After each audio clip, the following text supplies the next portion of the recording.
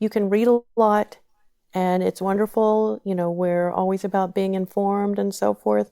But just remember that you're going to find a bajillion different ways and methods of gardening.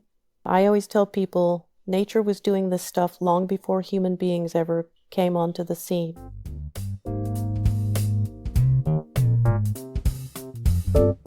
This is the Penny Forward Podcast, a show about blind people building bright futures one penny at a time. I'm Chris Peterson. I'm Liz Botner. And I'm Moe Carpenter. And today we are talking about the finances of gardening. Do you like to garden? Do you think you might like to garden and you are afraid to get started because you're unsure of whether you can be successful at it? Well, today we have Kim Ellsworth on Clubhouse with us this afternoon. We're recording this podcast episode live, by the way. And she is an experienced gardener who is also blind and is going to tell us about her experiences with gardening. And we also have one of our hosts, Moe Carpenter, who is going to act as a panelist for this particular discussion. So we will also be talking with her about her experiences with gardening. Kim and Moe, thanks for being here. Thank you, Chris. Thank you, Liz. Always happy to be here and talk about one of my favorite topics. Well, let's get started. Most people know Moe already a little bit, so let's start with Kim. Kim, why don't you start off by telling us a little bit about yourself, your blindness, and your experiences with gardening? Okay. So I am a mother of two grown daughters. I have a grandson. He is 3. And I have worked for quite a number of years in the accessible tech industry, doing tech support. And as far as my blindness, I was born blind, but the eye condition is unknown. It is thought that it happened sometime after I was born. So basically the last diagnosis they gave me was kind of they called it a pseudo-retinitis pigmentosa, interestingly enough. But I had a little bit of vision, but I lost all of my vision in 2010 due to narrow angle glaucoma. My gardening experience, I would dabble a little bit with plants that I received as gifts. It first started out with the kids bringing me home little plants for Mother's Day, and I could get them to grow, but then I'd transfer them and they would become deceased. And my daughters and I were just talking about this yesterday, how that didn't start out, how that didn't go so well. But one thing that happened was somebody brought me a spider plant, and it was in very poor condition, and I just thought it needed a little bit of tender love and care. And then before I realized that the thing was getting huge and hanging down from the ceiling, and then I was giving little baby spider plants away to people trying to get rid of them. And then that happened with the poinsettia. It was not doing well, and I was able to help it to come back to life and take care of it for a good long time. Then my actual really gardening experience, which I do gardening as a hobby. I do not, first want to say that I do not consider myself to be a professional gardener, but I do enjoy doing it as a hobby and partaking of nature's goodness. And so my husband died in 2016, and I moved to Missouri in 2017, and then I began gardening in 2018. Thank you for that. Moe, how about you? For those of you who don't know Moe already, Moe is the Penny Forward program coordinator, but tell us about yourself and your blindness and your gardening for those who don't know you. Yeah, I don't know if we've really gotten into my whole background here on the podcast, but I am Moe Carpenter. I live in central Iowa. I am a mom of 4, and I have LCA. And currently, I pretty much have some peripheral vision, but not a lot of other vision. And my gardening experience was I grew up watering and weeding our family garden. And when I moved into my own home, I wanted to be one of those thrifty, frugal moms and do everything homegrown. And I kind of tried my hand at that and never was super successful, but now have kind of rein some tricks and things into making at least the best, wrangling in ways to make it the most successful for my family. Thanks, Mo. Also, before we go on, for those who are not familiar with the acronym LCA, what is that, if you wouldn't mind? It stands for Leber's congenital amaurosis, if I can say that correctly. Yes. It's a mouthful. Well, thank you for sharing. We'll go back to Kim.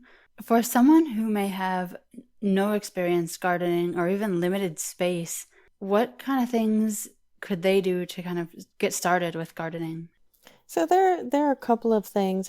I actually tried two different things, which was to start out with a packet of seeds. They were peas, and peas are fairly easy to grow, and you can get started. I was anxious to get started, and you can start them in early spring.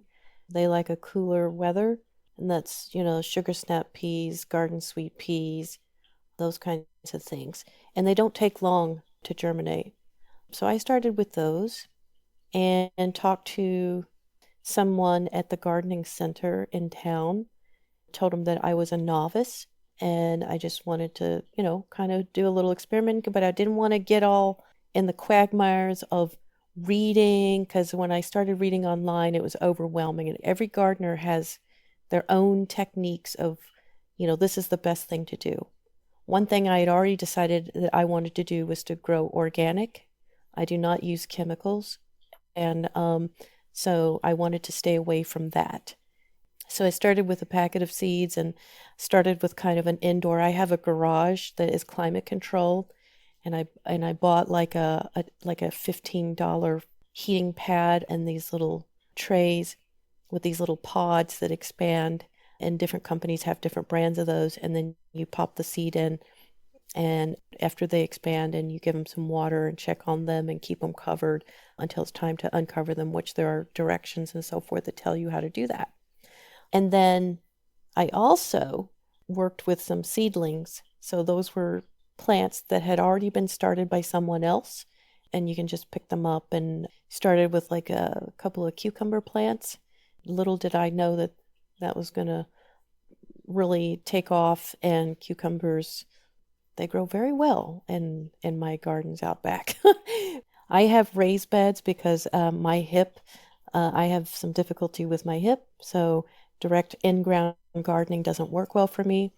But someone built me some very nice raised bed gardens. They're about 8 feet by 2 inches wide and about 2.5 feet tall. And I have several of those and that I can plant in. So you can start with a packet of seeds, and you want to find something. I think if you want a success or you want to see results quickly, early time things like lettuce, peas, spinach, those kinds of things are great. Or if you're concerned and that's too much trouble and you don't have an environment that's conducive for that, they have starter plants, which are seedlings. They've already gotten them past the kind of the really fragile state, and you can just go ahead and grow them and put them over in a little pot until they get big enough to transfer, into something bigger. They're a bit like crabs. So you kind of, transfer them from pot to pot as they get bigger. Container gardening is probably a good start. Mo, how about the same question for you? So one of my favorite things, which Kim mentioned there at the end, is container gardening. And so you can do this with your basic pots that you can find in most home improvement style stores. You don't have to get very expensive ones. Here in the Midwest, we have a store called Menards, and that's where we found some of our favorites. Plastic is technically better than your terracotta pots, although it can vary because terracotta dries out really fast. So if you don't want to worry about watering as much, the plastic is a better way to go. But then there's other reasons to not want to go with the plastic. But that would be a great way to start, is just a flower size pot. But that would be my suggestion for the best way to start and get some. If you're doing that kind of thing and you have a super sunny spot, I would recommend something like an onion or something like that, because they don't need a super deep rooting system. Or I was telling Chris before this conversation, the other day that chives is an excellent way to get started where you can have something with some really easy, quick success. As my kids, I've planted it once and technically I didn't even plant it. We were given an herb garden, and that was the one thing that stuck around, and we just moved it from the planter that it came to us in, and it thrives even in a semi shady spot. Thanks, Mo. Going back to Kim, in gardening and doing the various tasks that come with that, are there any techniques or strategies that you use to make it more accessible if those things that you're doing aren't accessible on their own? So much of gardening is about getting your hands dirty. So if you're squeamish about getting your hands dirty, wet, and dirt, gardening's probably not something you're going to be real thrilled about. Yeah, there are critters in the garden. There are all kinds of things in the garden, and it's just nature.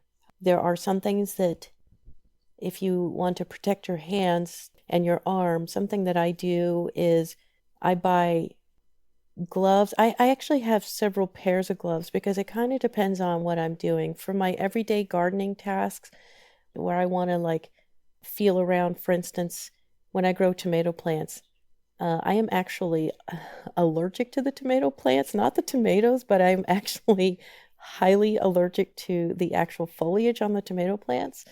But I need to be able to feel and stick my arms deep in there to get the tomatoes and so forth. So you can buy these sleeves. They feel a bit like ladies' pantyhose type material. They're real thin. They're open at both ends. One's a little bit narrower than the other. They're very stretchy, and they're also good to protect your arms from the sun. You can buy them on Amazon, and I just put them on my arms, and then I wear nitrile gloves that are food grade safe, and they have just enough thickness to not allow punctures to take place, but also thin enough for me to be able to feel inside that foliage. So that's one of the things, and I don't know that I would say that that's an accessible thing, but it's kind of a good way to protect your skin, and so you can still feel.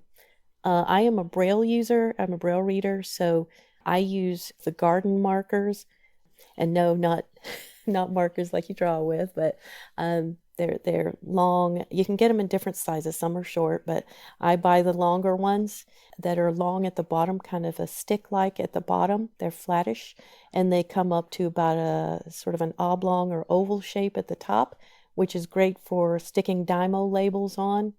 And I can poke those into the garden, or I can put them in my herb boxes because I have about 10 herb boxes out there currently. And, you know, that way I know what they are right off. You can also, you'll get to, when the plants get big, you'll know by feel what they are, and as you get more experience. But like every spring when I'm starting out new with something or I'm trying something new, I put these in. If you're not a Braille reader, you could do a couple of different things. I have a pen friend, and it's actually a device that comes with stickers and so forth, and they have some pretty good thick size stickers that you can put. They have these barcodes on them, and when you put them on, you can take the pen friend and basically, in a nutshell, press the button, record what it is, and so then you can, after that, go out later on, take your pen friend, tap it on the sticker, and it's going to say in your recorded voice what it is. Heirloom tomatoes, pickling cucumbers, sugar snap peas, or something like that.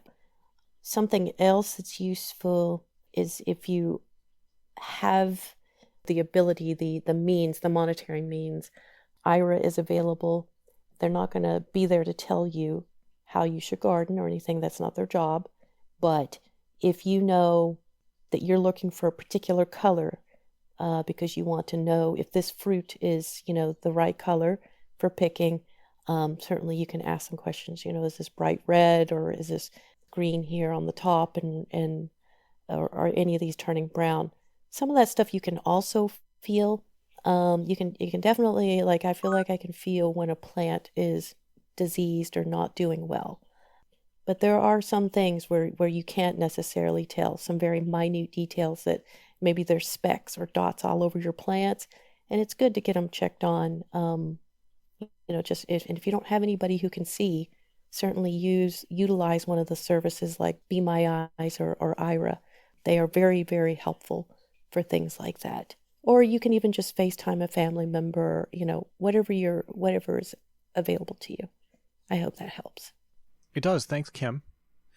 Mo, what are some foods that you can think of that are easy for people to grow that can save you money on your grocery bills? So in my house, we really like the little snack size peppers.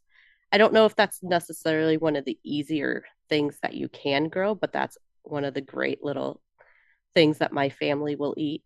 We also do the snack size tomatoes because those are plentiful when they come on and they will last well into the winter for the birds and things if you have space and can do it outside. And a lot of our other stuff is just little things like herbs and things. I really enjoy eggplant, but that is something not the rest of my family enjoys. So I usually only have a couple eggplants a year. So I don't know if that would be necessarily saving you money on your grocery bill, but it's nice to have stuff that's fresh from home. And I guess another thing that's not super easy to grow, but something that my family does quite enjoy as we have grown watermelons, and watermelons are in the same family as cucumbers. So you have to keep them a little bit apart because I'm not sure 100% for sure that watermelons will cross with cucumbers, but there's a lot of issues with those families crossing. So just try to keep them separated, and otherwise they can be quite plentiful. Conversely, are there any foods that are really harder to grow or that take a gentler approach to help them along?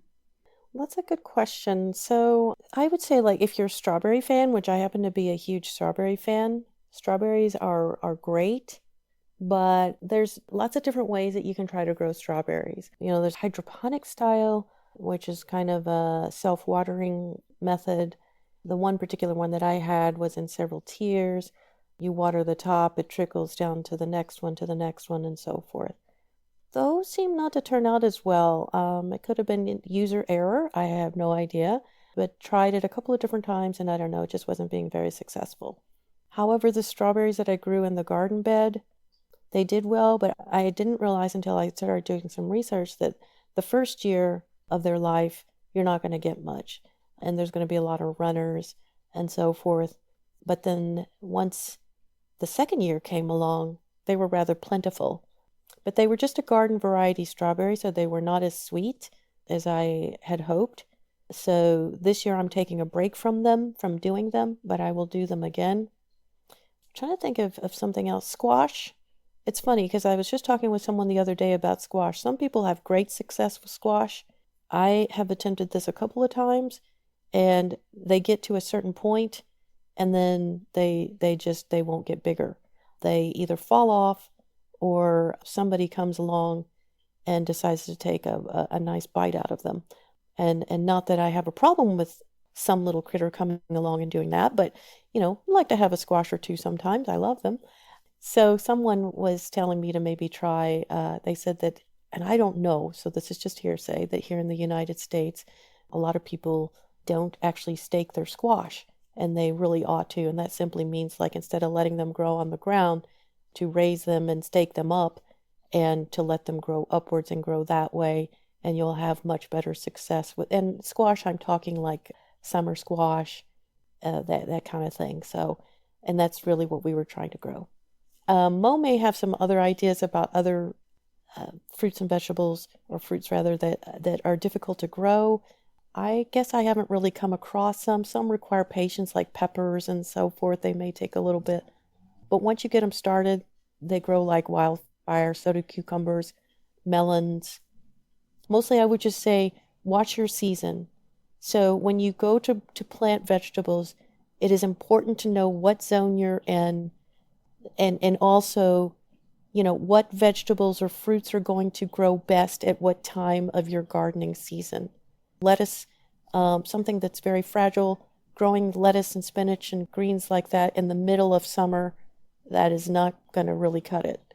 So You want to know what's best to grow in the beginning part of your spring, later, and what's going to do well over summer, and what you can plant again in the fall as it cools down. Because if you really want, you can garden the entire season. And in some places, I guess if you're further south, you can grow all year round. When you were talking about strawberries, you mentioned the word runner. What exactly is that for those who may not be familiar? So there's the main root system of your strawberry plant, and then as it grows, that first year it will really concentrate on growing more branches or Baby limbs, like plants. yes, baby plants. And they will work hard on that if you don't kind of try to curb that. So it's okay to go in and before I winterize my strawberries, I'll take some of those runners because I want them to concentrate on growing fruit and not so much the runners. But they are baby plants and they'll just go everywhere. Yeah, strawberries, they're almost better to go to the pick your own patches in the spring when they come up because you just don't get as much for the space that they require. You don't get a whole lot out of them. Blueberries is also another one that we go to a place to pick our own. We don't really garden them at home because they can be quite fickle. They take a very different soil than most of your other garden plants, so they can be very difficult to keep happy, especially if you have them around other plants. This is Anne, and I'm wondering, for those of us who live in HUD housing or elderly and disabled apartments, where the idea of trying to grow plants in their apartment, frankly, has them thinking, if I'm going to get serious about this, I seriously need to go to the apartment. Is this allowed? Does anyone know, is things like that allowed, or what might you suggest for people like that? I would assume that there is some level of plants that you are allowed to have. You will need to check with the management because there could be, especially if it's a shared space, there may be other people that are sensitive to that particular plant where they don't allow things. But I know a lot of people have house plants and stuff in nursing homes and other things. So I don't see why you wouldn't be allowed to have something.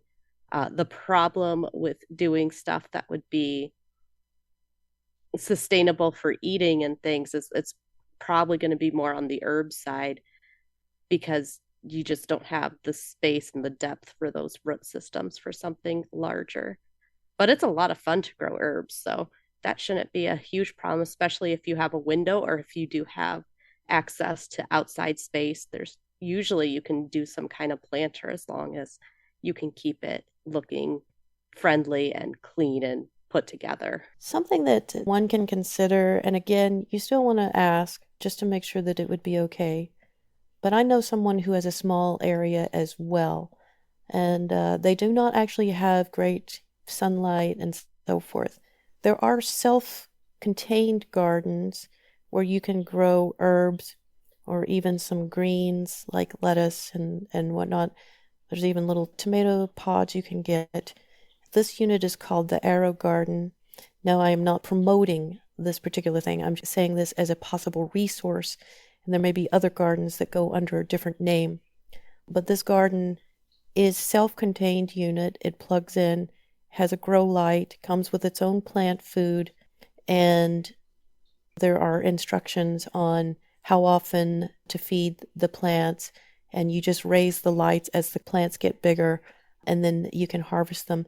They have a quick turnaround time, and the pods, they're germinated seeds inside these plastic pods, almost like a K-cup. So that's something to perhaps research and look into, and you can even find them in different sizes, and sometimes they'll even be on sale anywhere from, $65 to like $65. They go up higher in price, of course, depends on what you can afford, but then you only need to buy the unit one time, and then you could just buy the seed pods afterwards. This is Chip, and I wanted to suggest that Kim may want to discuss an app she uses to identify when plants come up. You want to know whether there's something you planted or exactly what that is. Is it a volunteer? And if you're blind, this can be challenging, but she is, as far as I understand it, using an app that helps her do that. So maybe you want to tell them about that, Kim.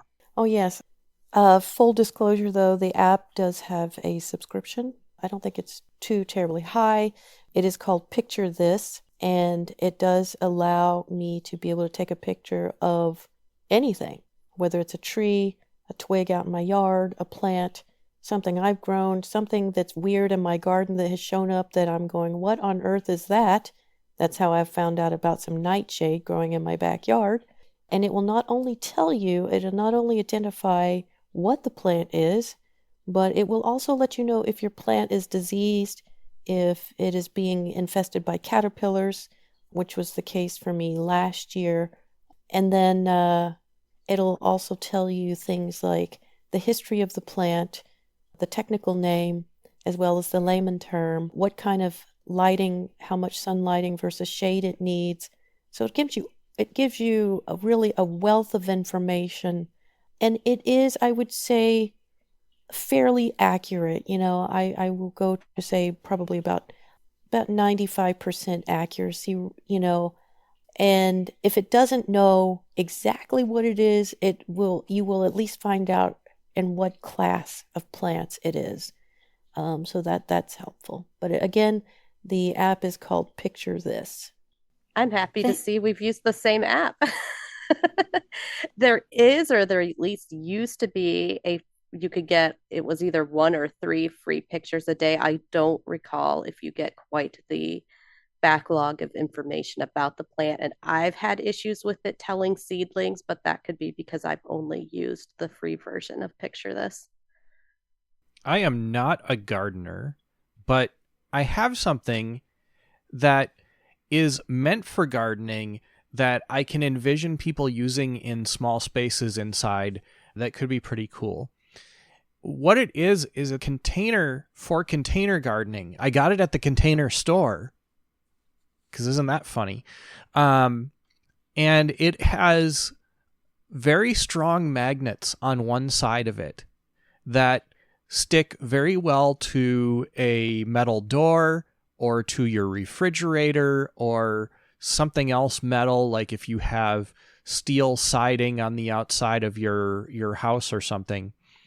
And it's sort of oblong, almost rectangular, but the ends or the narrow sides are kind of curved. And it's maybe about a foot or a foot and a half deep by about a foot or foot and a half wide by maybe 6 inches. So it's the kind of thing that I could envision. We bought it for putting mail in to keep in our kitchen. So whenever we get mail, we throw it into this container and it sits there until we do something with it. But I imagine that if there are magnet containers like that, there are also magnet grow lights. And one could potentially do some container gardening like on the side of your fridge. Going back to what Kim had been speaking about earlier related to growing a garden when you have limited space, and there's a garden that you can actually buy and have it kind of in a container. There actually is someone in Clubhouse who has experience with that. And Mary, I'm wondering if you could speak to your experience in using that particular garden. Hello, I have an arrow garden. I actually just bought a second arrow garden and planted it today too. But in my first arrow garden, I planted it in February and put 6 pods of lettuce in it because it's a 6-pod garden. And 5 of them sprouted within about a week and a half after setting it up. And now I actually harvest the lettuce twice a week and eat a salad, a decent sized salad from my lettuce. And there's both red and green lettuce in it. The leaves are very tender and I really like it. In my other garden, I just started tomatoes, but I don't have any word about those yet because, like I said, they're just starting. So water-wise, it does take a good gallon of water. I can carry it from my guest bedroom where I have it to my sink. It does have glow lights on it. It is not 100% accessible because it does have some buttons on the front of the garden with lights to remind you to put water in the garden and to put plant food in the garden. However, I actually just use my Amazon device or my phone to set reminders about putting plant food in once a month, cleaning out the water and rewatering it like every 2 weeks. And then also you do have to check on the water, especially because it's gotten warmer out lately. I've had to put water in it at least twice a week. Well, I'll take the opportunity to give one of the little tips and tricks that I have. And this actually isn't a blindness specific tip and trick, but I've adapted it a little bit. That makes it a little more blind friendly. And a lot of your master gardeners and things will use a stick and string to make lines for where they are planting things. And how I've adapted this for blindness is you just leave them in the ground where you are planting so that you know the line where seeds should be, especially if they're things like radishes that you would have a lot in a smaller space. And that will help you keep them straight. And you just leave those strings so you know if it's not very close to that string along the ground, then it's probably not one of your radishes. And this question is either to Kim or Mo. In growing foods and things like that and herbs, have either you or do you know anyone for whom that has been profitable in terms of those individuals, either yourself or whomever, being able to sell their, I would say wares, but that's not the right word, the fruits and vegetables and herbs of their labor, if you will? Not hearing Kim, I'll go ahead and say that I don't personally know anyone in the blindness community that has done this. I am the wife of a man who has a family that is in the farming world here in Iowa. So they haven't really sold per se the garden vegetables, but I know that they have a friend in their neck of the woods that has done the farmer stand on the side of the highway. So that is something that I know of that people do, but it's not related to the blindness world. And if we really needed to, we could probably sell access produce that we have in that aspect, but it wouldn't be a super profitable business. I just want to say this is Kim. I have not actually sold my produce. I've certainly gone to a lot of local farmers market stands, just little stands, actually. You will always know that they came out of that person's garden because the vegetables and fruits are going to be different shaped and sizes than what you're going to find that are more uniform in the grocery store. But there's something kind of wonderful about getting something that's just, grown right there in your area. We have talked about maybe selling, like, one year I had a ridiculous amount of cucumbers, and I do mean a ridiculous amount, as I was kind of learning about them and so forth. I also got a packet of seeds mixed up because I labeled it incorrectly. And so that's one of the perks of being a totally blind person and not having made a little mistake with my seed packets. I had lots and lots and lots of cucumbers, and I could have sold them. But we actually pickled them. That's another thing too, and we hadn't really talked much about that, but that's something like, if you can't eat all of your produce, if you're growing a lot and you're finding that you can't really eat it all, you might look into ways of being able to preserve them, whether it's drying them, dehydrating them. A lot of vegetables can be blanched and then frozen. You just, quickly give it a boil bath and then you can freeze them. Or in my case last year, I pickled a whole bunch of peppers because we had a lot of banana peppers, jalapeno peppers, and pickled those. Herbs are wonderful. Herbs are the kind of, a lot of them are, they just keep giving every year. So once you plant them, they just they'll keep coming back. But you can also get quite a plethora of them, and you can always dry them. It's pretty easy to dry. And then you have really fresh herbs that you know where they came from, that, you didn't use any chemicals on them or what have you, whatever your preference is. But you know that you have these wonderful herbs all winter long.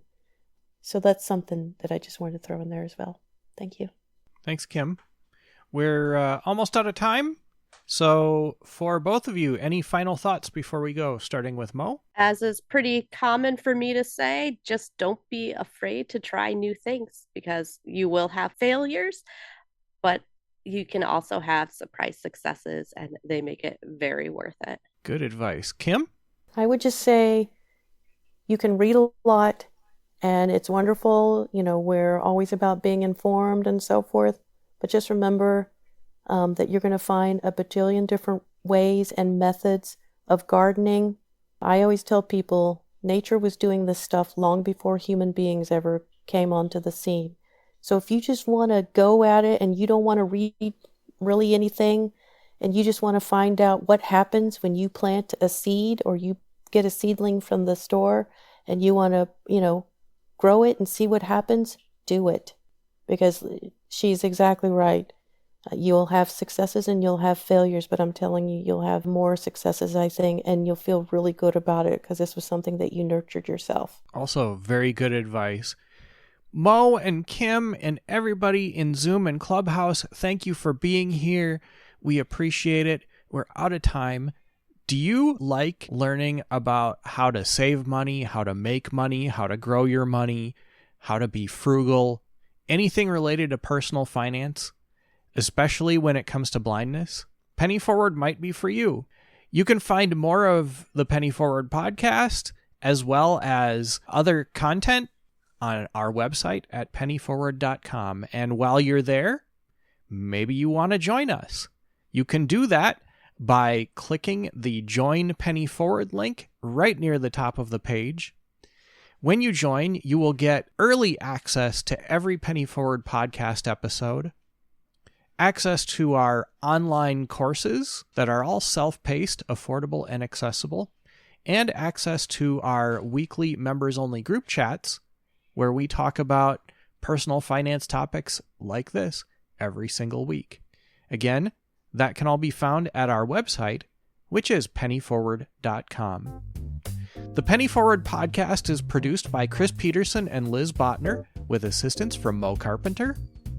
Audio editing and post-production is provided by Bryn Lee at superblink.org, and transcription is provided by Anne Verdine. The music is composed and performed by Andre Louis. For all of us in the Penny Forward community, I'm Chris Peterson. I'm Liz Botner. And I'm Moe Carpenter. Thanks for listening and have a great week.